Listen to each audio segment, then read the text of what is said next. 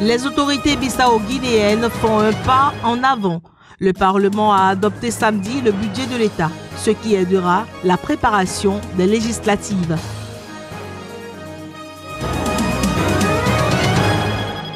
En Côte d'Ivoire, les autorités mettent en application des mesures prises suite aux récentes inondations meurtrières. Les habitations des zones inondables sont détruites.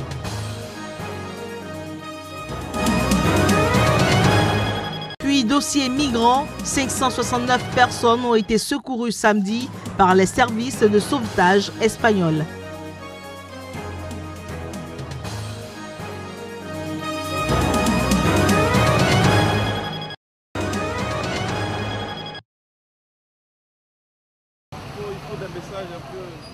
Chaque année, de mai à juillet, Abidjan connaît des précipitations diluviennes. Mais celles qui se sont abattues sur la ville en début de semaine ont entraîné des inondations particulièrement meurtrières. 18 personnes y ont perdu la vie et 2 autres en province, avec en outre 138 familles sinistrées. Il s'agit là d'un des bilans les plus graves depuis 2 décennies. Et comme chaque année, le gouvernement a annoncé des mesures fortes à l'issue d'un Conseil national de sécurité présidé jeudi par le chef de l'État ivoirien. La destruction immédiate des constructions réalisées dans les bassins d'orage et sur les ouvrages de drainage de l'assainissement et le déguerpissement de toutes les personnes vivant dans les zones à risque. Des mesures mises en application. Des bulldozers sont entrés en action dès samedi avec une importante mobilisation des forces de l'ordre. Les riverains ont été prévenus la veille seulement de l'opération, selon plusieurs témoins qui déplorent qu'aucun dédommagement n'est prévu pour les expulser. La mairie de Cocody assure que les personnes expulsées de leur logement par l'opération Coup de poing de samedi seront hébergées dans des écoles jusqu'à la fin de la saison des pluies.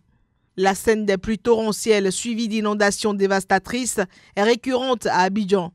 Les constructions dans des zones inondables, souvent habitées par des pauvres, sont légion dans cette métropole d'Afrique de l'Ouest.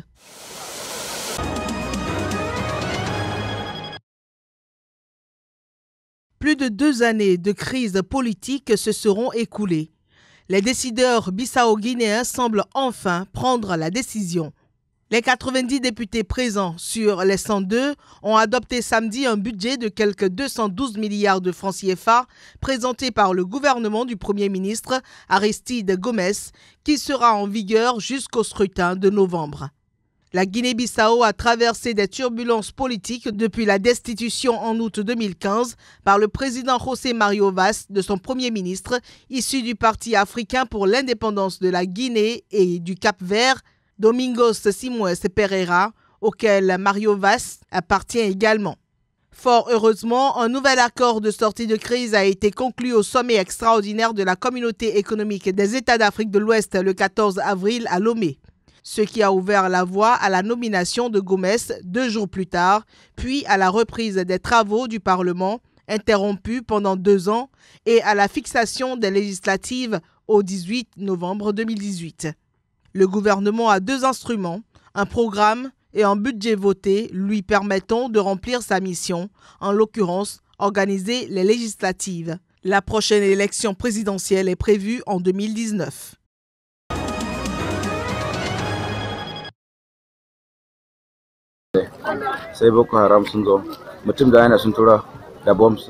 Boko Haram est arrivé vers 12h15 et a envoyé une personne avec une bombe chez nous. Après l'explosion, la bombe a tué 4 personnes. Puis avec leurs armes, ils ont commencé à tirer et à brûler le village. Au total, 5 personnes ont été tuées et 6 autres ont été blessées.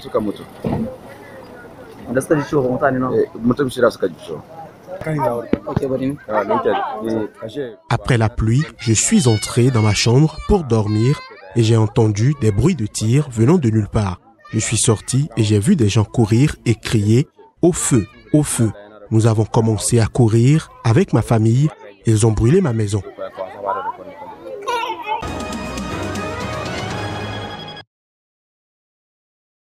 Pour la première fois depuis 2002, les observateurs de l'Union européenne sont au Zimbabwe dans le cadre des scrutins présidentiels et législatifs du 30 juillet prochain. À cet effet, ils ont commencé ce samedi à se déployer dans tout le Zimbabwe dans le but de surveiller tout le processus électoral avant, pendant et après le jour du vote. Devant la presse, le chef adjoint de cette mission, Mark Stevens, a déclaré qu'un total de 44 observateurs sont déjà à pied d'œuvre dans l'ensemble des 10 provinces du pays et que leur nombre passera à 140 le jour du scrutin. Il assure par ailleurs que la mission de l'Union européenne est impartiale et n'intervient pas dans le processus électoral. Les scrutins présidentiels et législatifs du 30 juillet prochain sont les premiers organisés depuis la démission en novembre dernier du président Robert Mugabe, qui a dirigé le Zimbabwe depuis son indépendance en 1980. Candidat du parti au pouvoir la ZANU-PF à la présidentielle, le nouveau chef de l'État Emmerson Mnangagwa a promis des élections libres, transparentes et honnêtes. Mais ces critiques en doutent vu qu'il a été un des exécuteurs de la répression de l'ère Mugabe pendant laquelle les scrutins ont été entachés de fraude et de violence. Le nouveau régime zimbabwéen qui tente de renouer avec l'Occident a invité la communauté internationale, dont l'Union européenne et le Commonwealth, à venir observer les élections de 2018.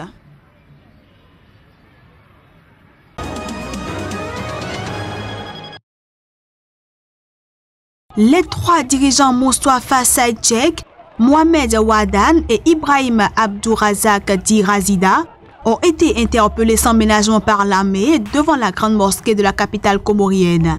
Depuis plusieurs semaines, la prière du vendredi est le théâtre devant la mosquée Al-Qassimi d'affrontements hebdomadaires entre les forces de l'ordre et des partisans de l'opposition qui dénoncent la dérive autoritaire du chef de l'État.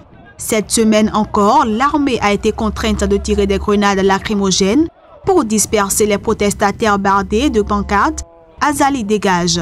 Le responsable d'un parti hostile au régime a déjà été condamné ce mois-ci à 6 mois de prison avec sursis pour avoir participé à une précédente manifestation devant la même mosquée.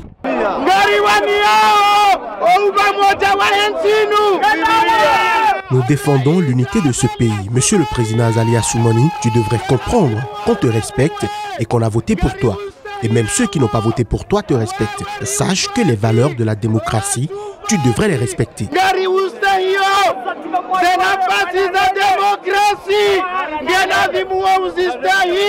Des échauffourées similaires ont aussi eu lieu ce vendredi à Moutsamoudou, la capitale de l'île d'Anjouan.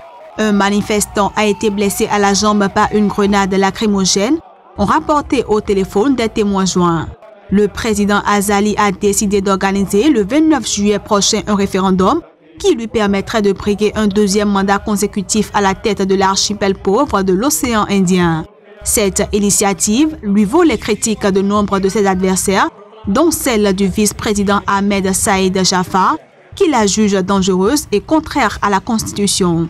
Ces dernières semaines, le chef de l'État a suspendu la Cour constitutionnelle, la plus haute juridiction du pays, placé en résidence surveillée son prédécesseur et rival Ahmed Abdallah Sambi et interdit des manifestations.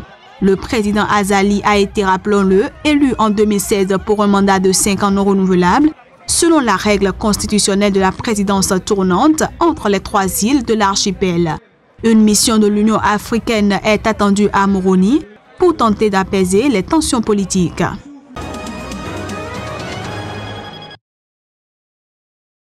« 264 personnes étaient entassées à bord de 16 embarcations. Elles ont été prises en charge par le détroit de Gibraltar et débarquées dans les ports de Tarifa et Barbate en Andalousie.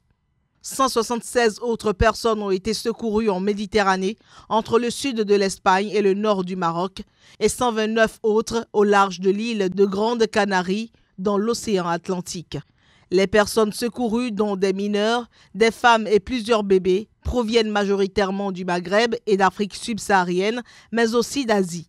Il y a une semaine, l'Aquarius ayant secouru 629 migrants au large des côtes libyennes est arrivé à Valence. Si le nombre de migrants tentant de franchir la Méditerranée a été divisé par 2 depuis le début de l'année par rapport à la même période l'an passé, il a triplé pour ce qui concerne l'Espagne, selon l'Organisation internationale pour les migrations. La question de l'accueil des migrants, qui divise profondément les Européens, était au centre d'un mini-sommet de crise dimanche à Bruxelles.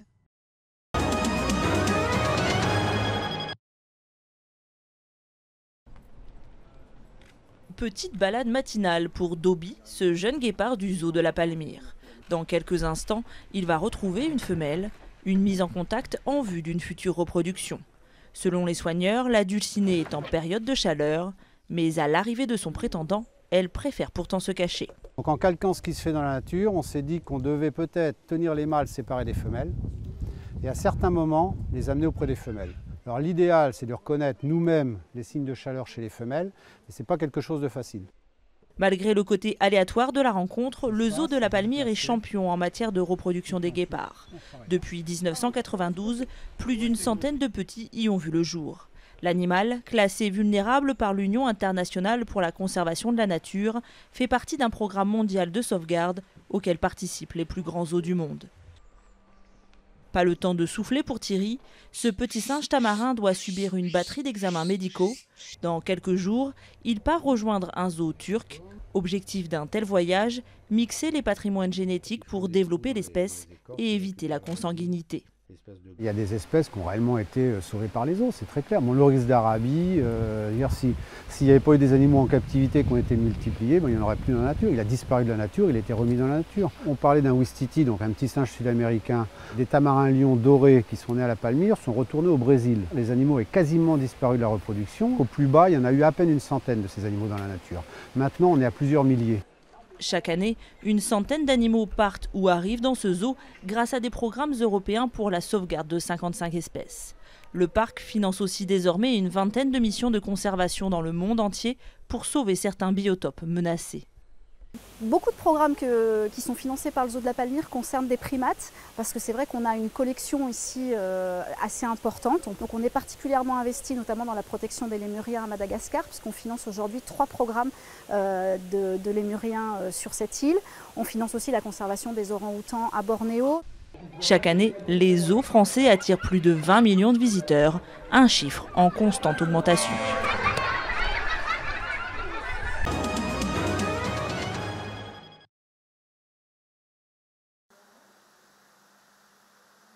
Contempler des œuvres d'Andy Warhol pieds nus, se promener au musée sous l'eau ou en pleine nature.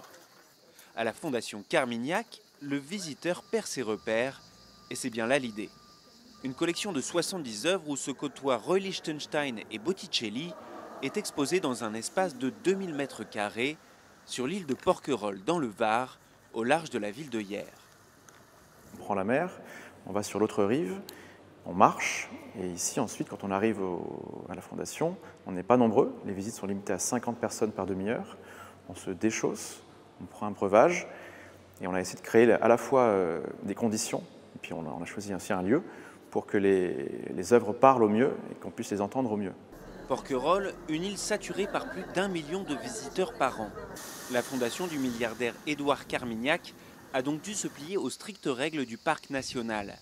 Pour ne pas dénaturer le paysage, il a fallu creuser dans une colline pour dissimuler le musée sous un mât provençal. La démarche, promouvoir un tourisme plus responsable et pourquoi pas, initier quelques plagistes à l'art moderne. On sort à peine de l'eau, on passe 2 heures dans un musée d'art contemporain, donc c'est pas du tout l'expérience habituelle, c'est souvent dans une grande ville, donc on redécouvre les œuvres complètement différemment. Ça magnifie encore plus ce lieu qui déjà a sa magie propre. La Fondation Carmignac est ouverte tous les jours jusqu'au coucher du soleil et fermera le 4 novembre pour l'hiver. L'entrée coûte entre 5 et 15 €, auquel il faut rajouter une vingtaine d'euros pour se rendre en bateau sur l'île.